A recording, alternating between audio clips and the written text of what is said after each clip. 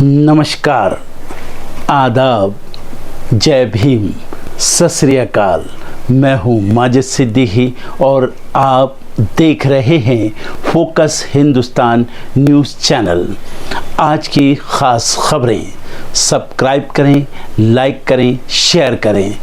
फिर आऊँगा एक ताज़ा खबर को लेकर माजिद सिद्दीकी।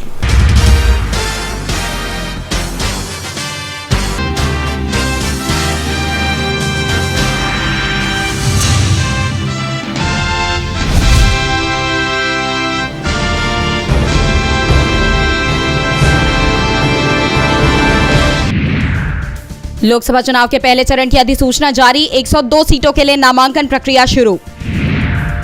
कांग्रेस ने महाराष्ट्र में एमवीए के लिए बनाया सीट शेयरिंग का 23-14-6 फॉर्मूला। 21 को हो सकता है ऐलान।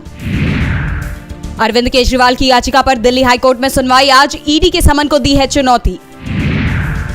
मोदी सरकार में केंद्रीय मंत्री शोभा करंदलाजे के बयान पर छिड़ा बवाल। कर्नाटक में बिगड़ती कानून व्यवस्था की स्थिति को लेकर कहा था, तमिलनाडु के लोग कर्नाटक में बम लगाते हैं, मांगनी पड़ी माफी। बीजेपी ने चुनाव को लेकर भरी हुंकार। बीजेपी अध्यक्ष जेपी नड्डा आज हरियाणा में करेंगे चुनाव प्रचार का आगाज।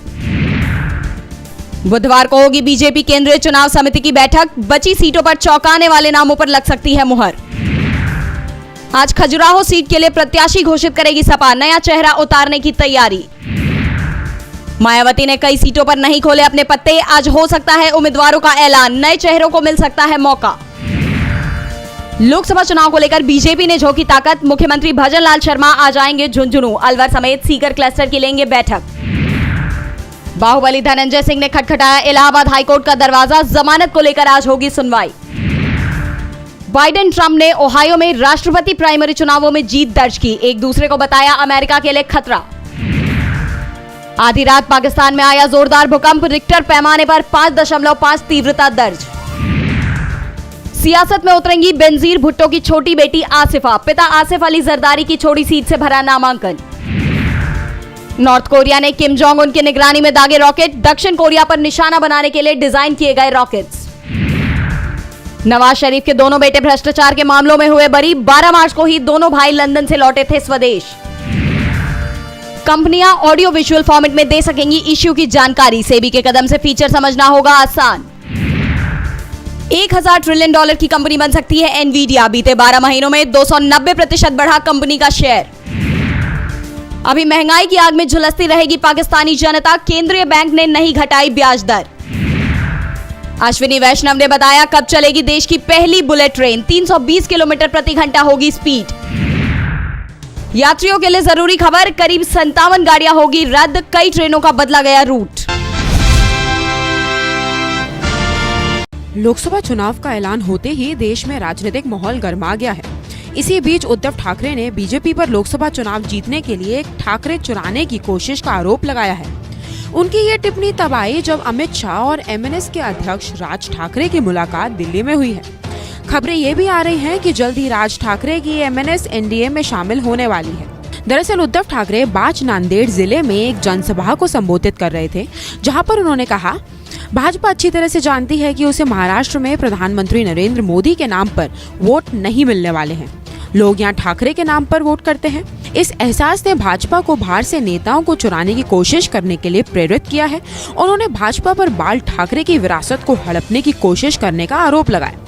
पहले उन्होंने बाल ठाकरे की तस्वीर चुराई, लेकिन इससे कोई फर्क नहीं पड़ता। आज वह एक और ठाकरे को चुराने की कोशिश कर रहे हैं। इसे लेकर मैं और मेरे लोग काफी हैं।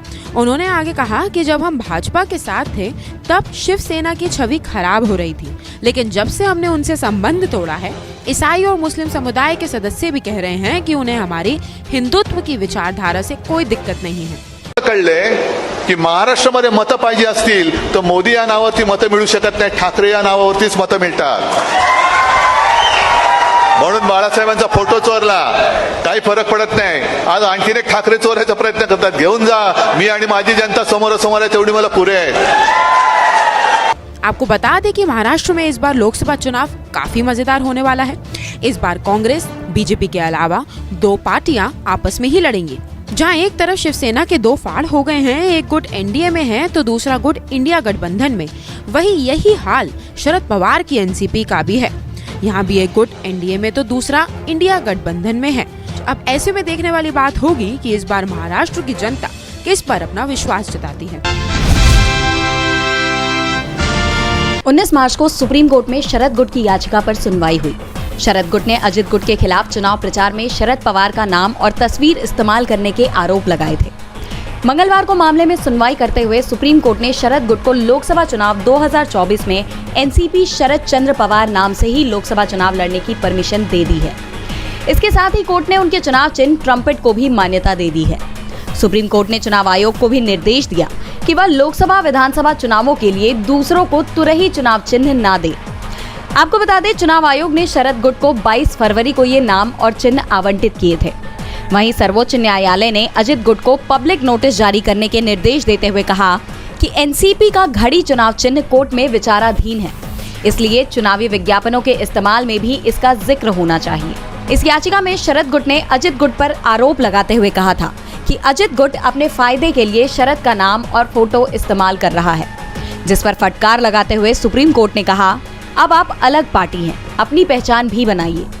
और 18 मार्च तक इस पर जवाब मांगते हुए पार्टी से शरद पवार का नाम और तस्वीर इस्तेमाल नहीं करने की लिखित गारंटी देने की बात कही थी। 19 अप्रैल से 1 जून तक 7 चरणों में वोटिंग होगी, लेकिन चुनाव से पहले एक बार फिर ईवीएम का मुद्दा गरमाने लगा है। पहले से ही ईवीएम को लेकर विपक्ष केंद्र सरकार को घेरने में लगी हुई थी और इसी कड़ी में आज सुप्रीम कोर्ट के बाहर वकीलों ने ईवीएम के खिलाफ प्रदर्शन किया। वकीलों ने ईवीएम मुक्त भारत अभियान नाम का बैनर हाथों में लेकर प्रदर्शन किया। इस प्रदर्शन में कांग्रेस के वरिष्ठ नेता दिग्विजय सिंह, उदित राज और वकील महमूद प्राचा भी शामिल हुए। इस दौरान दिग्विजय सिंह ने सुप्रीम कोर्ट से अनुरोध किया कि चुनाव आयोग ईवीएम पर शेर और शायरी करने की जगह निष्पक्षता से चुनाव करवाने पर ध्यान दे।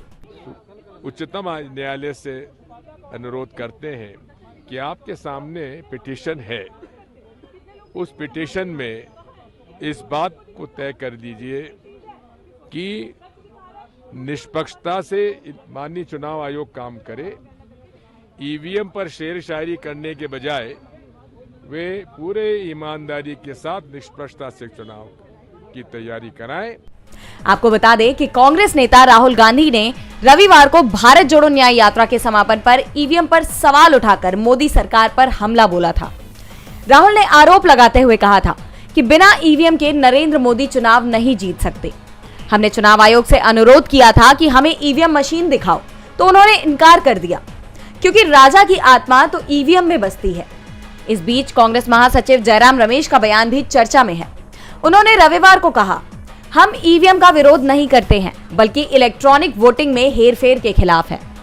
उन्होंने कहा, वोटिंग सिस्टम की विश्वसनीयता बनाए रखने के लिए वीवीपैट पर्चियों की 100% गिनती की जानी चाहिए, ताकि वोटिंग सिस्टम पर मतदाताओं के संदेह दूर हो जाएं और भरोसा बहाल हो सके।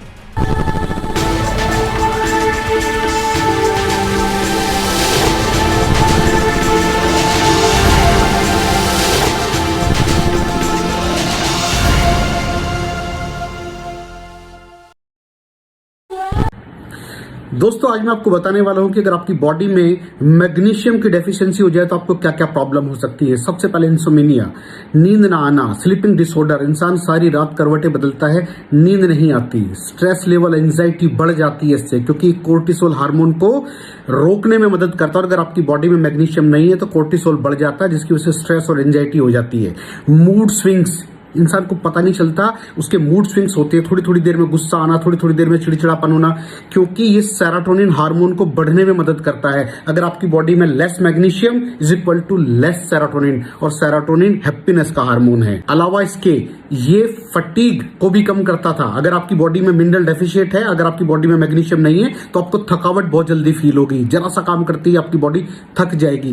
पुअर डाइजेस्टिव सिस्टम, ये डाइजेस्टिव सिस्टम को भी मैनेज करने में बड़ा शानदार रोल प्ले करता है, और अगर इसकी डेफिशिएंसी है तो कॉन्स्टिपेशन, डायरिया जैसी प्रॉब्लम हो जाती है। माइग्रेन, बहुत खतरनाक प्रॉब्लम है माइग्रेन। अगर डेफिशिएट है आपकी बॉडी मैग्नीशियम से तो आपको माइग्रेन की प्रॉब्लम भी हो सकती है।